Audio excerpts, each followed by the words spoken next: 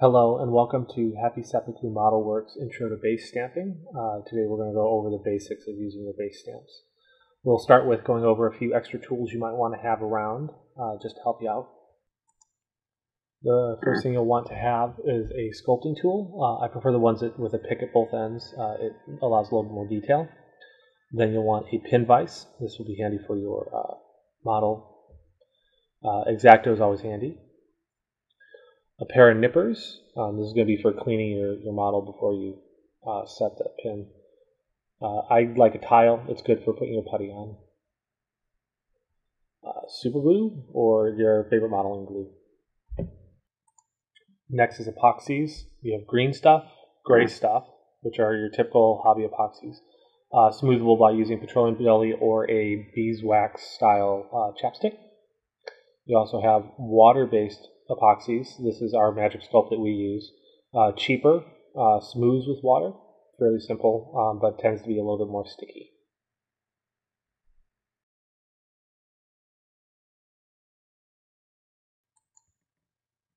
First, we're going to go over a quick prep of your bases. We found a quick trick to deal with these slots here is just to take a little bit of Scotch tape. Sorry, we didn't mention this in the tools section. Just pull a little bit off there and put it right over that slot. It does really well. That way you don't have to waste putty or any kind of balsa wood. Some people put the little flashing from your miniature in there. You'll want to trim just around your edges so that way you don't have tape sticking out.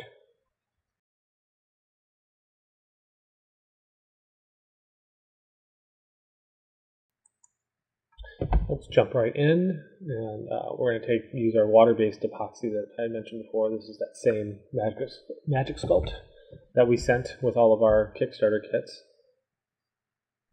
Just mix it 1-to-1, spread a little bit over your base, just like this.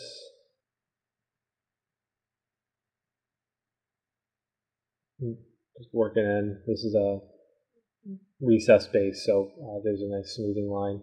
A little bit of water, smooth it out.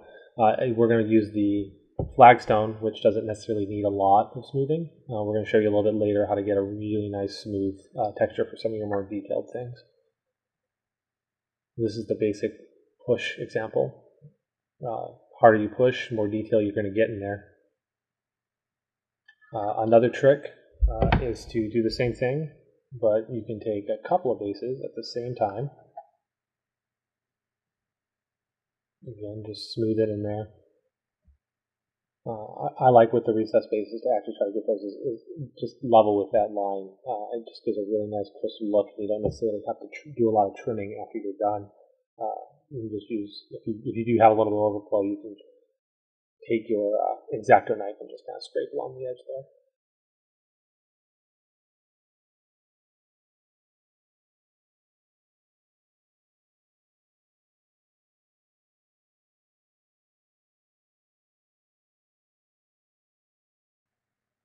And instead, since we're going to try to do multiple bases, this is really good for whipping out an army really fast. As you can see, again, a simple press, and boom, 2 bases are done. One that people have been having trouble with is our treasure hoard. Mainly has to do with, as you can see, there's a lot of dipping and things in it, and so sometimes it can be a little difficult to get that texture. We're going to use a high detail putty, the gray stuff that you find at your local hobby store. Again, 1-to-1, mix it together.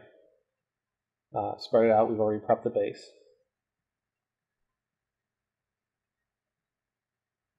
Sorry about that. Sometimes it's kind of hard to tell where the camera is.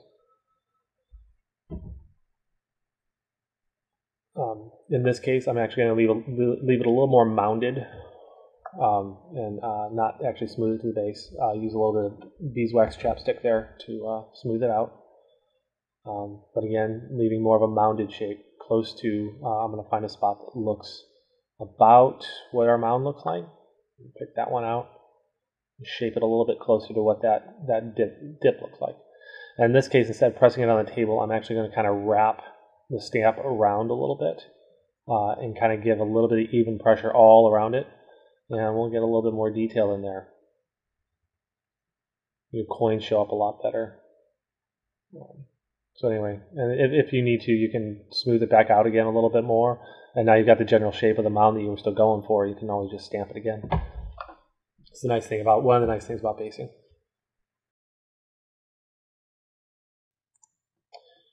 And we're going to deal with something I like dealing with, which is multi-textures. We're going to use this simple base. We're going to use green stuff because I want a medium amount of detail on this.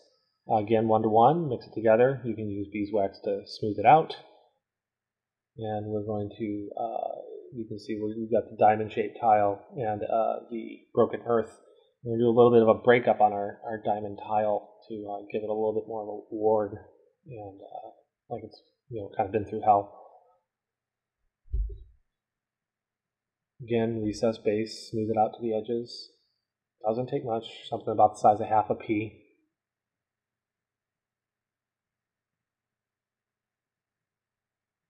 Just a little bit of wax. This will also help keep your stamp from sticking to it. A lot of people like lubing up their stamp as well. I find that it's a lot easier if I just use it as a smoothing process and then leave a little bit of extra on there. So first we're going to stamp our diamond tile. Nice firm press. Again, this green stuff is going to capture this detail a little bit better than our Magic Sculpt might. Let's see, we've got our basic tile shape in there. Now we're going to start pressing it into the broken earth to give it a little bit of a breakup. And it'll make those tiles look cracked and worn.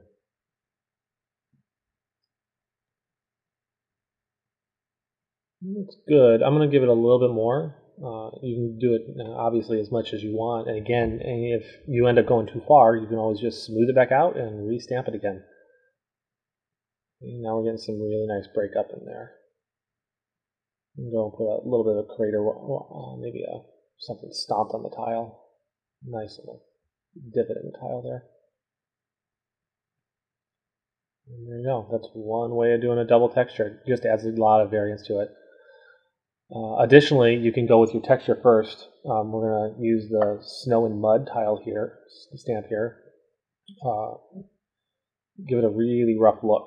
And now we're going to end up taking our hex tile here and stamp it again. But this time we're just going to do it lightly. You don't want to do it too hard when you're stamping over like this.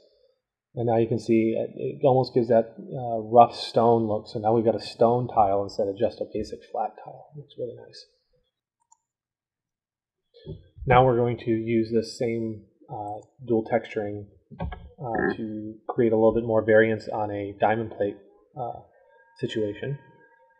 Again, we're going to use green stuff. It picks up detail really nicely. It's a good mid-level detail putty, and it picks up the steel really well. Again, we're going to smooth it out. This time I'm just going to use a little bit of petroleum jelly just to show you that there are more than one ways to smooth this stuff out. But we're going to get a little bit smoother. We're going to take our stamp and flip it over and smooth out using the back side. It's nice and smooth, and it gives you a really great surface to get it smoother than you're going to be able to get with your fingers. Now, I'm going to actually line up the slot with the edge here, and you're going to see there's a nice little trick that we're going to do here with this. Give it a good press. I press it really firmly into this stamp because it's such small detail. And carefully pop it out. You can see we've got our diamond plate. Now we're going to give it a regular pattern. We're going to lightly press. We're going to take that slot, and now we're going to turn it 45. And now this will make sure, if I don't fumble it, this will make it look like a pattern you would normally see, which is those diamonds are normally 45 to your plates. And we just lightly press it. Don't press too hard, or you're going to lose some of that detail from you can see I lost a little bit there. And then if you need to, you've at least got your lines. Take your sculpting tool and just smooth out a little bit of those lines that you might not have been able to pick up. But now you can use that with that regular plate or with the other plate we have.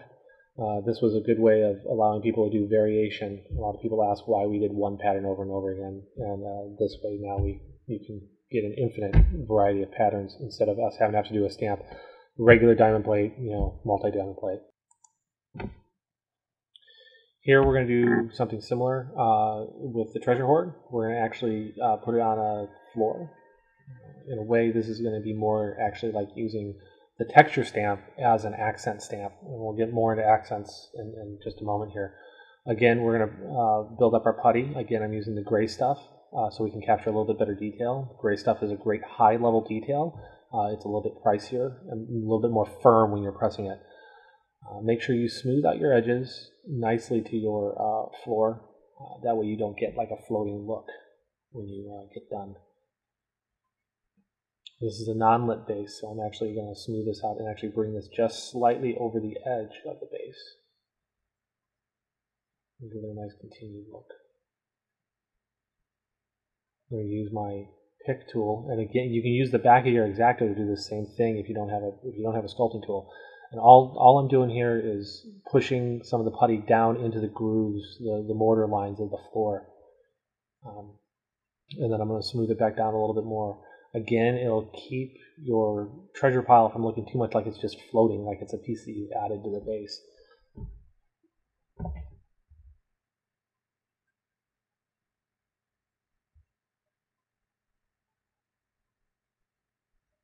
Smooth transitions are really important when you're talking at this scale.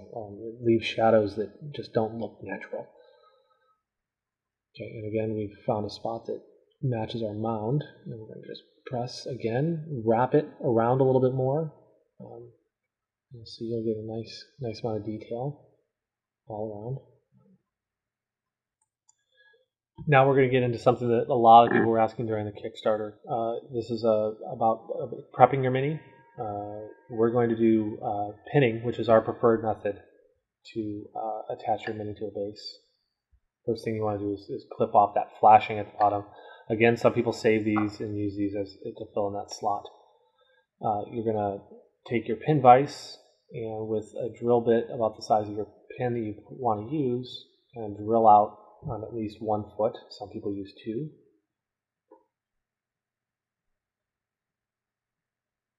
Get a nice little bit of depth there just to put your pin in.